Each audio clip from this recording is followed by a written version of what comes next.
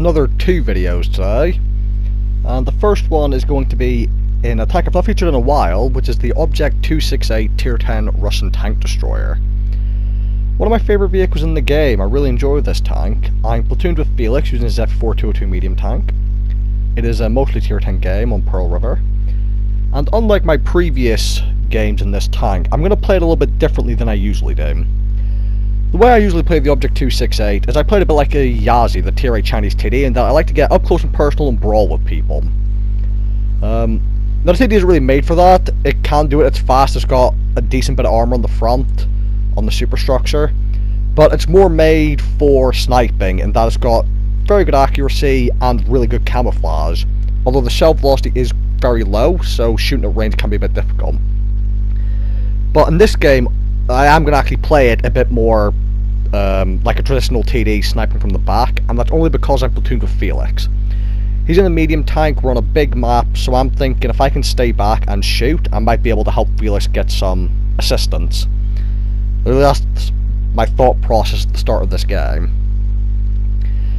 So I want to move to this hill. I'm not really sure what hill like the TDs are supposed to sit at, because as I've stated before, I don't really tend to camp too often, even in TD, so I've never really taught myself what hills are ideal for such things.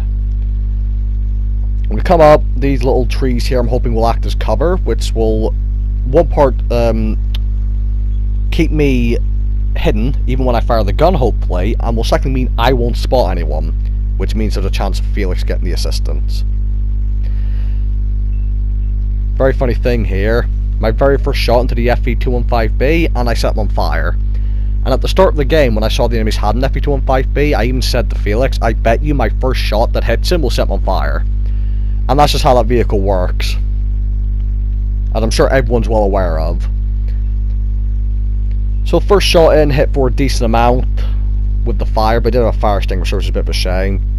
But at the same time, you'd be insane to play the FV215B without a fire extinguisher. So I'm just trying to get shots in, I'm aiming in, just waiting, and like, the thing about this game is, this really isn't my kind of playstyle. Like, I'm already getting bored at this moment in time. But, you know, I'm in a platoon, I want to do some teamwork with Felix, so I'm quite happy to step back if only to help him. Now I need to be careful because they have a TD of their own, and their TD is a Death Star, so definitely don't want to get hit by him. Trying to find the shot in the TVP, E100 crosses out, so I aim in, get a nice side shot into him. And as you see, these little trees in front of me are indeed providing cover, as I do not get spotted when I fire. Now I do see the enemies coming down the path to the left. I'm going to try another shot for the E100, but I miss. And you see I'm a bit wary of the tanks to my right as well, because if they see me, they will get shots into my side.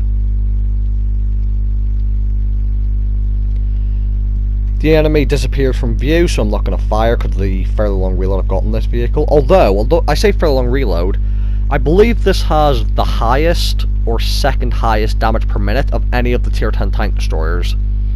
So when I say long reload, bear in mind, like, it's still got really good DPM and amongst the best. As you saw there, the Death Star just killed Felix by setting him on fire and panning him, and now I know the Death Star's over there, I want to move, because if I get spotted, he'll shoot me in the side. FV215B's down here, so I'm going to try and set a second fire on him, so you're going to see I'm going to, pretty confident I can do it, so I'm going to try and hit him straight through the upper plate where the engine is. Unfortunately, he turns in, so my shot goes through the side of him instead of the front of him, so I don't get the fire.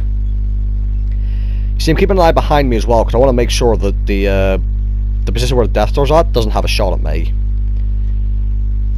And now also FV215B is backing up, I don't really want to waste a shot on him, and I want to make use of my DPM, so I'm going to rush out for the 277, put a shot straight into him. The E5 comes out and helps you focus. I'm going to drive forward to avoid getting shot at by the medium tank. Now it does mean I'm going to take a big shell here from the E100, but at the same time, he may shoot me, but I've got more than enough pan to go straight through his turret with standard round. With artillery firing at me and the E100 still there, I repair the track so I can angle for the medium, but he ends up not firing at me anyway. However, I am going to push straight for him. As I start pushing, you'll see that my friendly teammate to the left here actually gets shot up by the FV. So since he took the shot from the FV, I'm going to go around and put a shot in. And again, it doesn't take very many shots for the damage to add up in this vehicle with its 850 alpha. Now 4202 is driving off. Now, the 268 is pretty mobile, so I'm going to keep up with him. Going to cut him off and reloaded. Unfortunately, my shot tip's a little low and just tracks him, even though I should have overmatched him. But again, tracks absorbed it. However, because the tracks absorbed it, I'm going to get my customary ram kill that I like to try and get every game. Not the most spectacular ram, but a ram is a ram. Now, the UDES misses me.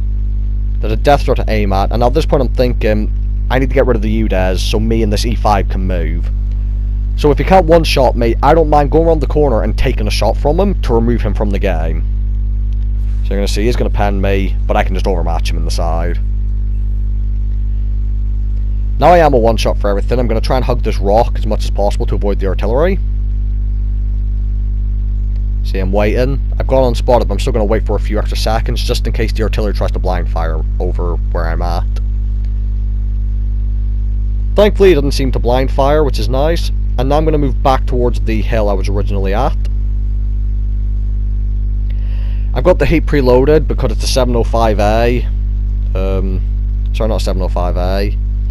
It's a E75 even, and an E5.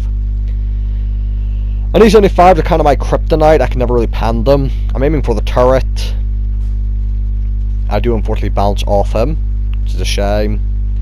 395 heat pen, I believe. Second highest penetration in the game. Second only to the Jaeger with his 420 heat shells. I'm looking at the E5, trying to get a shot in to help our 705A. E75 gets spotted again. Because it's a heat shell, it doesn't go through his side, just tracks him. So now I'm going to look back to the AP round. Teammate nails the E75, and now there's a almost full health E5 to deal with. And you see, it's quite hard to aim because there's trees in the way, so I'm trying to lead shots, but there's obstacles in the way that I can't actually see. And E5's going to push out a little bit too far, and I'm almost going to mess up the shot, but thankfully the shell just about hits his turret and goes through. And now I'm only realistically going to get one more shot off here. I'm going to have to try and go for a machine gun turret snipe at 450 meters. But thankfully this thing's accuracy is pretty good. In fact, very good really for such a high caliber gun. And I do manage to get the shot into him for the kill. So not the most exciting game, more stereotypical TD gameplay as opposed to my usual one, but it's kind of how this tank is made for with its camo and accuracy, and it worked out well in this scenario. And again, I didn't hit many shots, but with 850 alpha you don't need to. 55k profit, 6,879 damage, 168 assistance for basically 7k combined, 390 block, 3 kills. Only at first class because I was shooting at long range against people I wasn't really spotting myself. And I did get a high caliber. And I'm actually getting close to the second mark of excellence as well, which is nice. So thank you guys for watching. Hope you guys enjoyed the video, and I'll see you all in the next one.